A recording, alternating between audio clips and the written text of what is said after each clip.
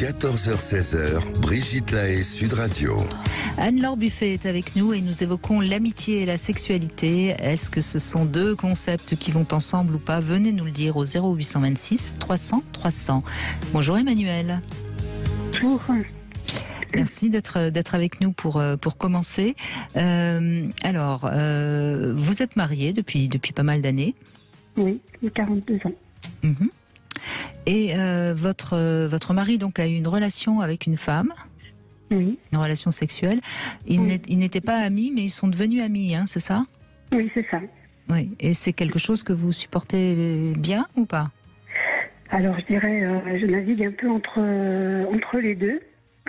En fait, à l'heure d'aujourd'hui, enfin, pour moi, l'amitié, c'était quelque chose de l'ordre du lien parent-enfant. C'est-à-dire que on ne s'attend pas à ce que ses parents vous trahissent, on ne s'attend pas à ce que vos enfants puissent vous maltraiter, vos parents puissent vous maltraiter, ils sont là pour vous réconforter, ils sont là pour vous soutenir. En même temps, je sais, voilà. Et je crois qu'Anne-Laure Buffet le sait aussi, c'est pas vrai, hein. Oui, malheureusement. C'est clair, ça je l'ai compris avec cette aventure extra-conjugale. Et en même temps, je pense que l'amitié, ça ne doit pas être quelque chose qui est en lien avec la sexualité. Pour moi, c'est vraiment du registre.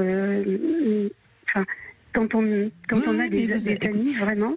Emmanuel, c'est votre avis et c'est donc votre vérité et c'est la bonne pour vous. Oui. Elle est pas discutable. Soyez tranquille. Vous avez tout à fait le droit de penser ça, même si tout le monde ne pense pas comme vous. Bien sûr, ça j'entends bien.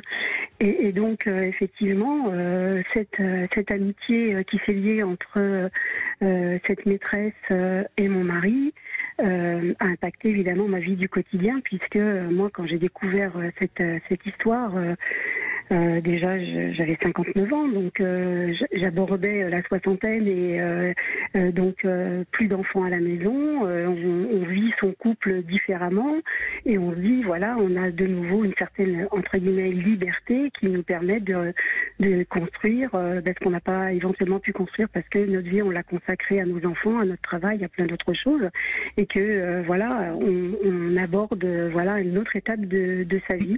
Oui, bien sûr. Donc ça c'est une chose.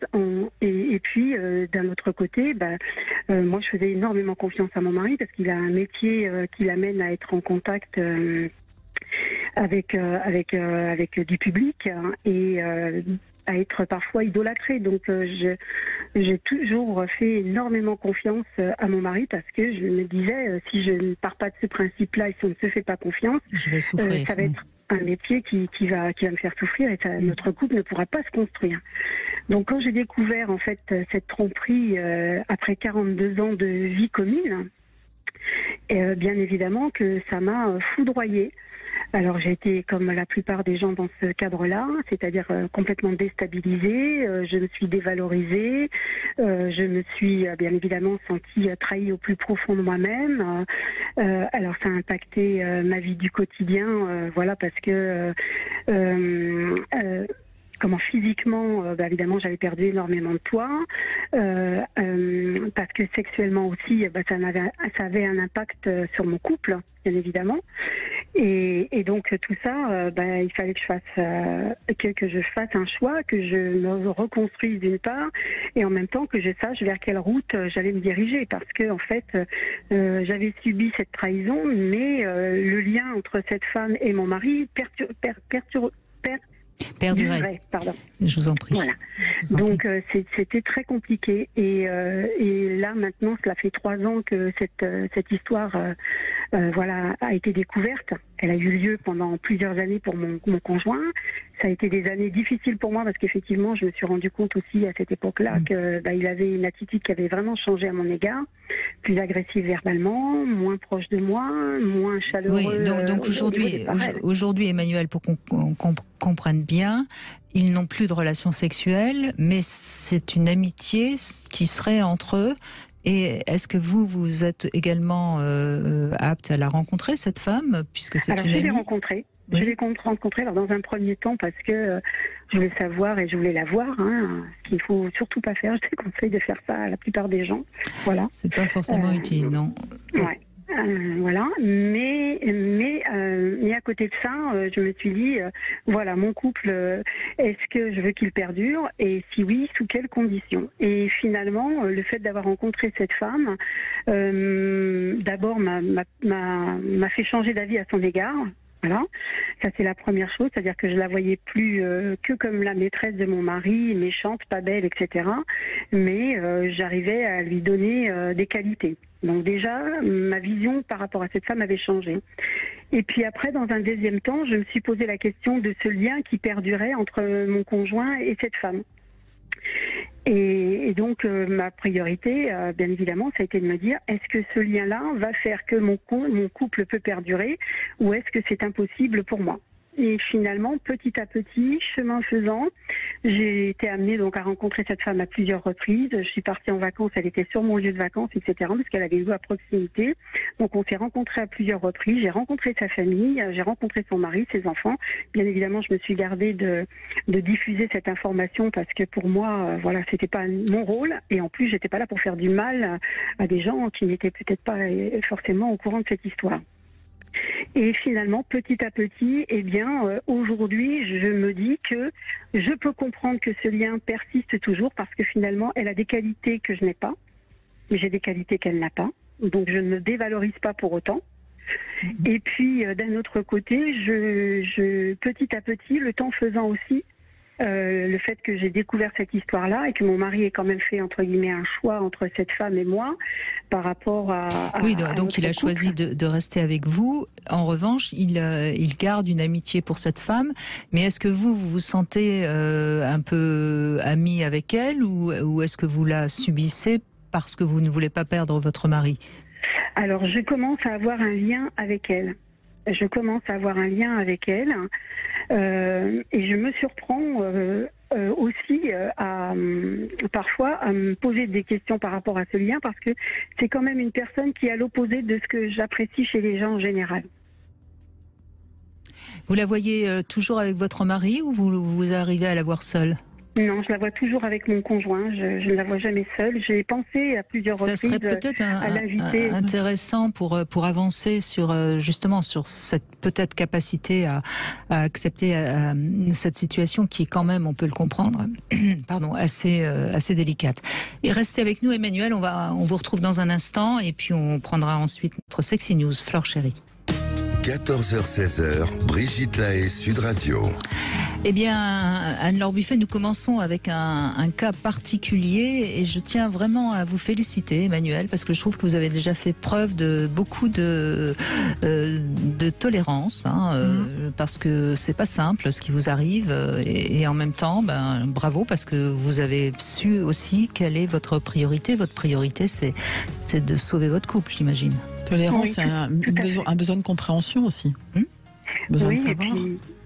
Puis parce que effectivement c'est mon couple la priorité et puis je pense que j'aurais pas été capable de cette démarche il y a quelques années en arrière parce que je n'ai pas le vécu et l'expérience de la vie après 42 ans de vie commune et ça fait une différence considérable, ça c'est sûr. Je m'étonne encore aujourd'hui de voir ce que je suis capable de faire ou de ne pas faire. Cela dit, et ça je le dis pour ceux qui nous écoutent, ça nous rend meilleurs quand on est capable de passer outre notre propre souffrance, notre peut-être désir de vengeance un peu quand même. Oui. Ça nous rend meilleurs. On a l'impression qu'on est vraiment une belle personne. Et c'est vrai d'ailleurs.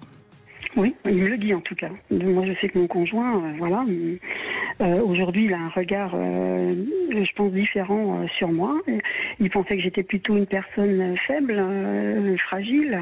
Et finalement, au travers de cette expérience et de ce qu'il a été... parce qu'il a confondu votre sensibilité et votre force intérieure. Vous êtes certainement sensible, mais vous avez une force intérieure qui vous permet de dépasser ça. Alors, l'idée que je vous donnais, Emmanuel, c'était peut-être de la voir en tête à tête. Oui. Surtout si vous avez ce sentiment qui semble vous déranger, qu'il y a quand même une espèce d'amitié qui se crée entre vous deux. tout en ayant dit tout à l'heure qu'elle était complètement différente des personnes que vous pouvez en principe apprécier ou admirer. Oui, donc c'est peut-être faire connaissance, connaissance autrement avec elle, vous rencontrer toutes les deux complètement autrement. En fait, j'y ai fortement pensé, mais j'ai pas fait cette démarche-là jusqu'à maintenant. Parce que je pense que si je la rencontrais seule, je serais tentée de lui poser des questions sur cette aventure extra-conjugale et je suis certaine que ce n'est pas la bonne marche à suivre si je veux approfondir et améliorer éventuellement ce futur lien avec elle d'amitié. Donc en fait, l'avoir avec votre mari vous protège votre couple et protège aussi la relation que vous avez avec cette femme. Oui, d'une certaine façon. Elle protège surtout votre curiosité.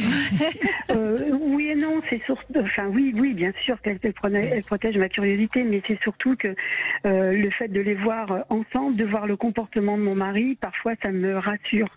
Ça me rassure sur le chemin que j'ai pris et la décision que j'ai prise, de faire que éventuellement un lien, se crée d'amitié et non plus. Mais qu'est-ce que ça vous apporte de la voir avec votre mari ?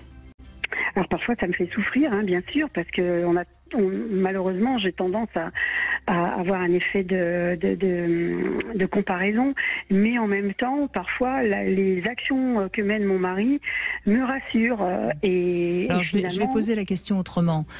C'est parce que vous ne voulez pas qu'il la voie seule que vous assistez ? Il la voit seule sans moi parfois, puisque comme je vous disais, il la voit seule parfois sans vous. Oui, bon. Oui, au moins une fois par semaine. Parce que je vois pas l'intérêt de la voir avec votre mari. Franchement, je vois pas ce que ça peut vous apporter, si ce n'est de réactiver le souvenir de la souffrance que vous avez eue quand vous avez découvert cette liaison. Alors, je vois bien ce que vous voulez me dire. En fait, ces rencontres, elles ont lieu d'abord parce que j'avais convenu avec mon mari qu'il était hors de question qu'il continue à la voir sans ma présence. Donc toute invitation émanant de cette femme était totalement interdite tant que moi je n'étais pas capable de les assumer. Et d'autre part, il y avait effectivement de curiosité, le fait de pouvoir les voir ensemble, de voir où ils en étaient, parce qu'il y a des choses qui ne trompent pas. Quand on a vécu tant d'années avec quelqu'un, on est capable de percevoir par un geste quel est le niveau d'affection que la personne peut porter à l'autre. Et là, en l'occurrence, ça m'a permis justement de voir... Emmanuelle, je crois que votre erreur, c'est de penser que vous allez contrôler quelque chose. Rien du tout, ça je l'ai compris depuis le début. Oui, mais là, quelque part, sincèrement, encore une fois, nous on est là juste pour vous donner un conseil, mais je pense que vous avez gagné la partie, comme vous l'avez dit très justement. Votre mari, c'est avec vous qu'il a envie de rester. Et après, cette amitié qu'il a vis-à-vis de cette femme, après tout, c'est pas quelque chose qui... En fait, moi j'avais une question, c'est si vous aviez découvert que votre mari avait une amie femme dont vous n'aviez jamais entendu parler, sans qu'il y ait eu aucune relation sexuelle, donc juste de l'amitié telle que vous entendez l'amitié, est-ce que vous auriez la même curiosité ou le même besoin de les voir tous les deux ensemble ? Non, parce que la différence, c'est que là, ils ont eu une relation charnelle. On est d'accord, bien sûr.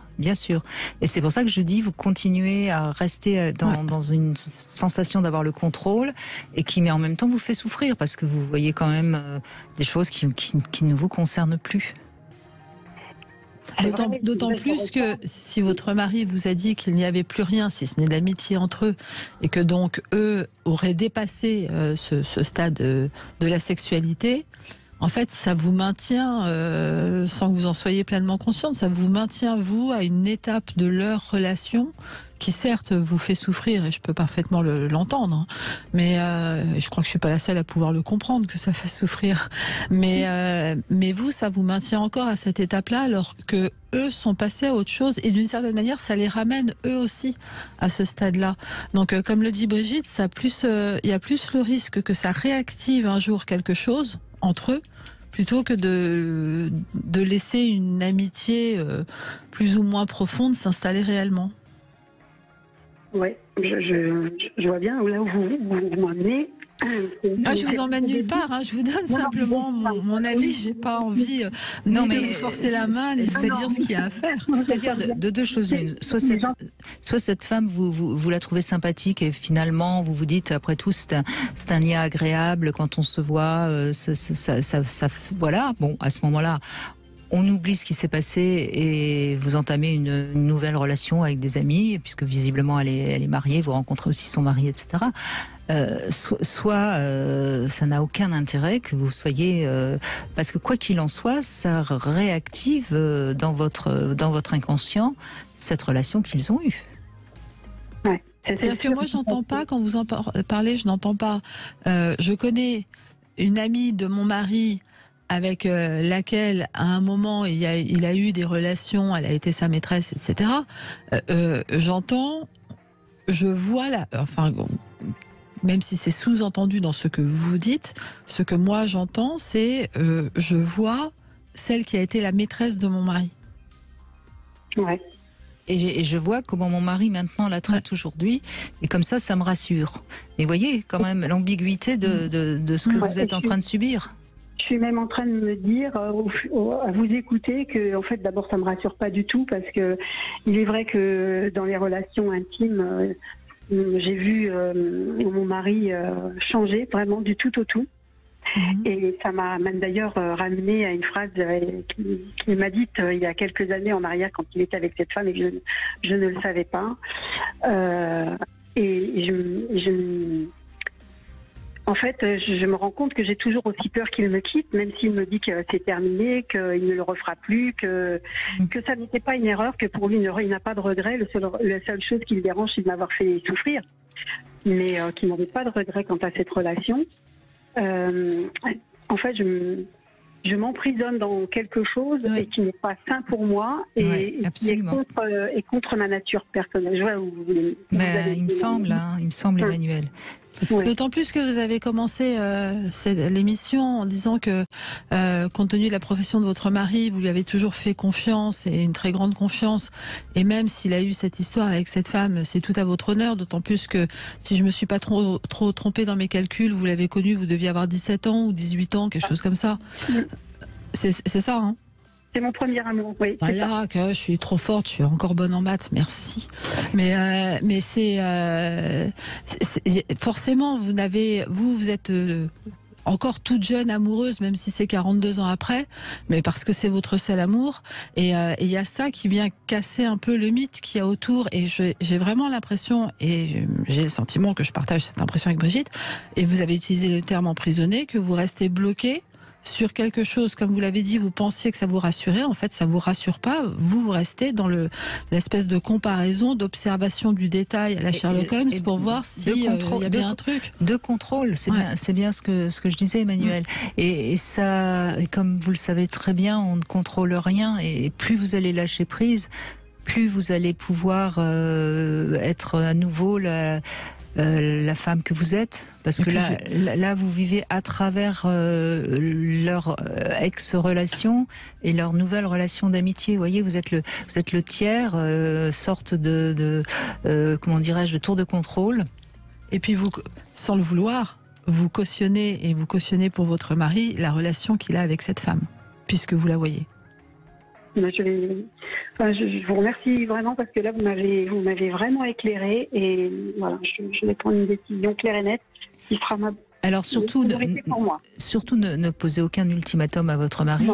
Non. Je pense qu'il tient à vous et il tient à votre relation. Et une relation de 42 ans, vous savez, j'ai un sexothérapeute qui m'avait dit un jour, et j'ai retenu cette phrase: quand un homme est partagé entre sa femme et sa maîtresse, il choisit toujours sa femme, parce qu'il sait qu'elle, au moins, elle poussera le fauteuil si jamais il lui arrivait quelque chose. Et je pense que vous pouvez être tranquille, votre mari n'a pas du tout l'intention de vous quitter. Oui, non, mais c'est ce qu'il vous dit de toute façon. Mais là, bon. Je l'ai priorisé pour pouvoir souffler. Donc, soufflez un peu, et puis laissez-le avec sa souffrance de vous avoir fait souffrir, et il n'en deviendra que plus gentil. Et puis pensez à vous. Le couple, c'est essentiel, mais soi dans le couple, c'est encore plus essentiel. Pensez à vous.